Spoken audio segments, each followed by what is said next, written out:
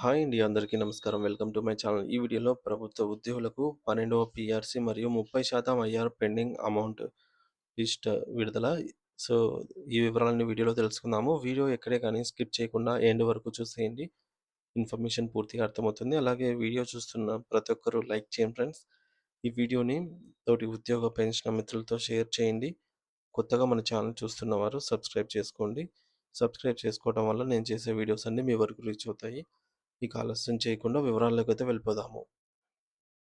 Friends, ఇక విషయానికొచ్చినట్లయితే నెల్లూరు జిల్లా collectorate వద్ద ఉపాధ్యాయుల భారీ నిరసన కార్యక్రమానికైతే పిలుపునిచ్చారు.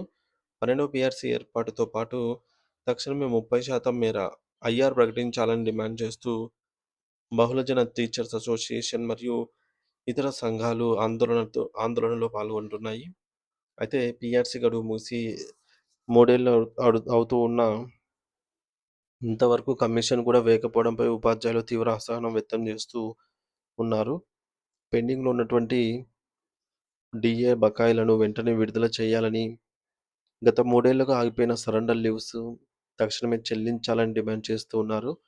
అలాగే గత ఏడాది బదిలీలు జరిగి ఇప్పటికీ రిలీఫ్ కాని ఉపాధ్యాయులను ప్రత్యామ్నాయ ఏర్పాటు చేసి వెంటనే పంపాలని కోరుతున్నారు. ఈ నెల 21న జరగబోయే జాయింట్ స్టాఫ్ కౌన్సిల్ సమావేశంపై ఉద్యోగ వర్గాలు భారీ ఆశలు పెట్టుకున్నాయి. సో, ముఖ్యమంత్రి గారు సమస్యల పరిష్కారానికి సానుకూలంగా ఉన్నారని ప్రభుత్వం చెప్తున్నప్పటికీ, ఆచరణలో అడుగులు పడాల్సింది దండిగానే ఉంది. ఇంకా ఏం జరగలేదు. అదనంగా రాష్ట్రంలో ఆర్థిక ఇబ్బందుల వల్ల రిటైర్డ్ ఉద్యోగుల పెన్షన్ బెనిఫిట్స్ మరియు మెడికల్ రియంబర్స్‌మెంట్ బిల్లులు కూడా భారీగా పెండింగ్‌లో ఉన్నాయి.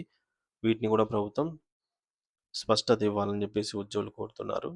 సో, మొత్తానికి 12వ పీఆర్సీ మరియు 30% మేర మధ్యంతర భృతి. ప్రభుత్వం వెంటనే పీఆర్సీ కమిషన్ వేసి అప్పటి వరకు పీఆర్సీ అమల్లోకి వచ్చే వరకు 30% మేర మధ్యంతర భృతి ప్రకటించాలని డిమాండు. డీఏ బకాయిలు పెండింగ్‌లో ఉన్నటువంటి డీఏలను వెంటనే ప్రకటించి బకాయిలు చెల్లించాలి. సరెండర్ లీవ్స్ అమౌంటు, అలాగే ఎవరైతే బదిలీ అయ్యారో వారికి సంబంధించి వెంటనే జాప్యం లేకుండా రిలీఫ్ చేయాలి. జాయింట్ స్టాఫ్ కౌన్సిల్ సమావేశంలో వీటిని ప్రాధాన్యత క్రమంలో చర్చించి ఆహ్, మంచి నిర్ణయాలైతే తీసుకోవాలని ఉద్యోగులు, పెన్షనర్స్ ఈ మేరకు కోరుతూ ఉన్నారనమాట. సో, ఆంధ్రప్రదేశ్‌లో ఆహ్, నెల్లూరు జిల్లా కలెక్టరేట్ వద్ద ఉపాధ్యాయులు నిరసన అయితే కార్యక్రమంలో ఈ మేరకు డిమాండ్స్ అయితే ప్రభుత్వం ముందు ఉంచారు. మరి అధికారిక ప్రకటన ప్రభుత్వం నుంచి ఏదైతే అధికారిక ప్రకటన వెలువడనుందో అది ఉద్యోగ లోకం ఆసక్తిగా అయితే ఎదురు చూస్తోందనమాట.